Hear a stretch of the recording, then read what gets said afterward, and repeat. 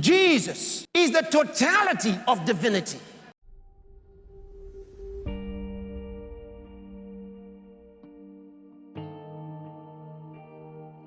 Ephesians chapter 5, verse 1. You like this one? It's so beautiful. Because you see, we have the nature, we can do what we're going to see now. Ephesians chapter 5, verse 1. He says, be ye therefore followers of God as dear children. That means as beloved children. Now, the word followers in the King James is not very well rendered, because the Greek word is mimetes. Mimetes means imitators. Did you get that? Imitators. That's mimetes. It doesn't mean following, like, going after somebody. It means copying someone, following how he does what he does. That's why the King James says followers. It's mimetes from the Greek. It means imitators. So he says, be ye therefore imitators of God. Copy him, act like him, talk like him, do like him. Why? Because you are like him. You say, Pastor Chris, isn't that going too far when we say we are like him? Okay, 1 John chapter 4, verse 17. Herein, I like this, herein is our love made perfect, that we may have boldness in the day of judgment, because as he is, so are we in this world. Come on, shout amen, somebody.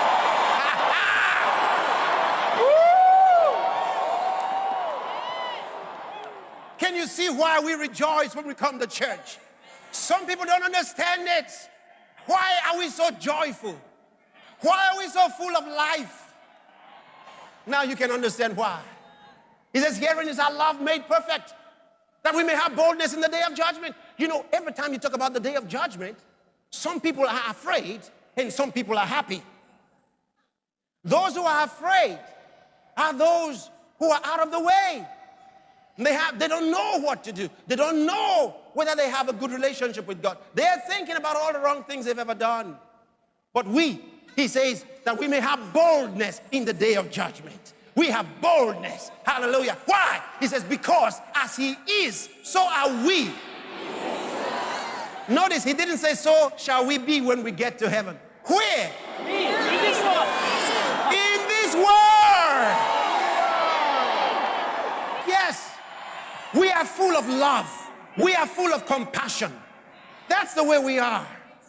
We don't merely talk love, we act it, we do it, we live it. Because Jesus is that way. He says, be ye imitators of God as beloved children, and walk in love as Christ also had loved you. Hallelujah. Jesus loved God. Jesus expressed to others that he loved his Father, and that's the way we are. We express it. We show to the world we love our Father. We worship him. We talk about him boldly. Those who are ashamed of him don't know him. If you are ashamed of Jesus, you don't know him. He created the world. Can I show you something about Jesus? Colossians chapter 1, verse 19. You would like this one. Who is this man? Jesus.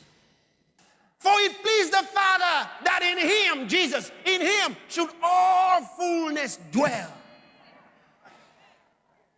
Do you know what that means? The fullness of deity dwells in Jesus Christ. Jesus is the totality of divinity. So you shouldn't be ashamed of him. It pleased the Father that in him should all fullness dwell.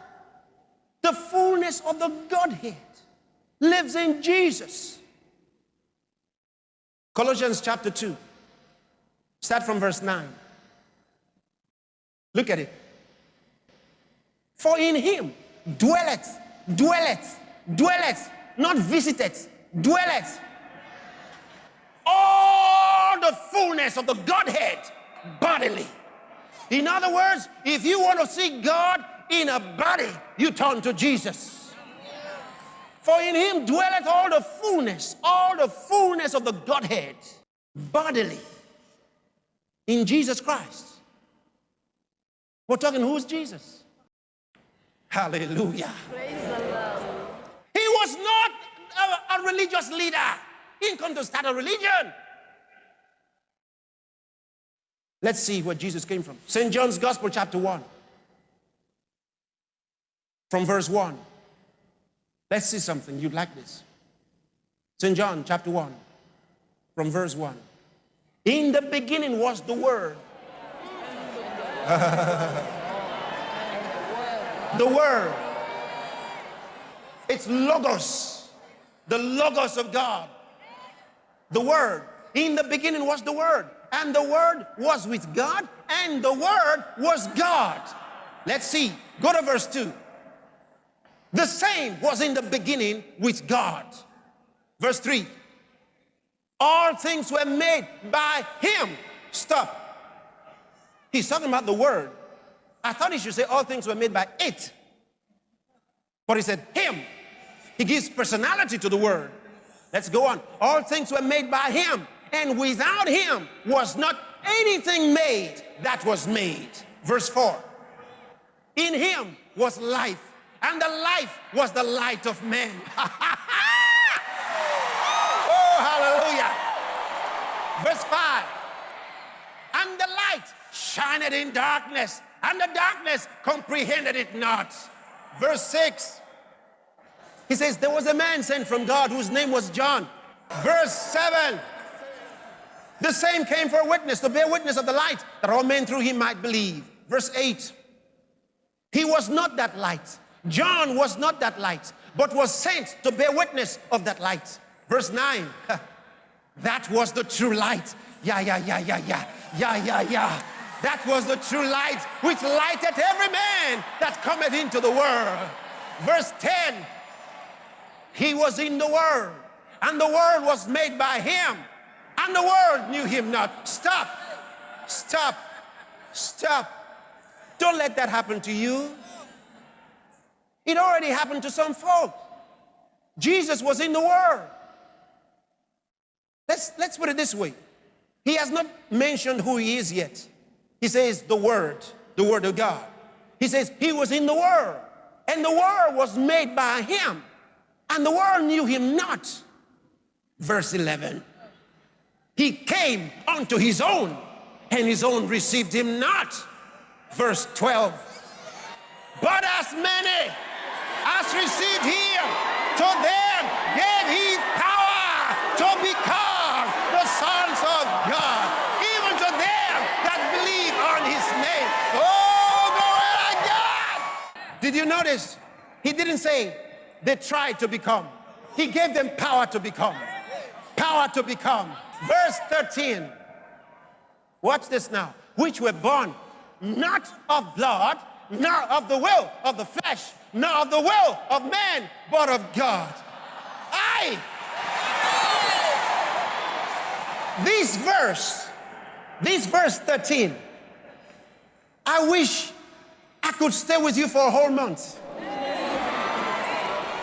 to share with you the deep truths in this verse 13. It's so powerful. He says, which were born not of blood, nor of the will of the flesh, nor of the will of man, but of God.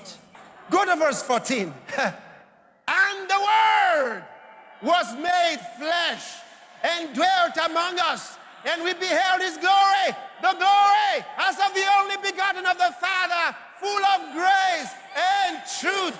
So who is Jesus? Jesus, the Word of God made flesh. The Word was made flesh and dwelt among us. You know, some people thought that Jesus was walking around in heaven like a little boy running around, and the Father said, come here, son, I want to send you downstairs. I want you to go to the world down there and die for them. No, that's not what happened. The Bible says He was in the bosom of the Father. In other words, He was never a separate personality from God. No, He was the Word of God. When God spoke and said, let there be light, that same Word that created the world became Jesus. That's why He and His Father are one. He is the Word of the Father. The Bible says the voice of God came walking in the garden. In the days of Adam and Eve, they didn't see a form.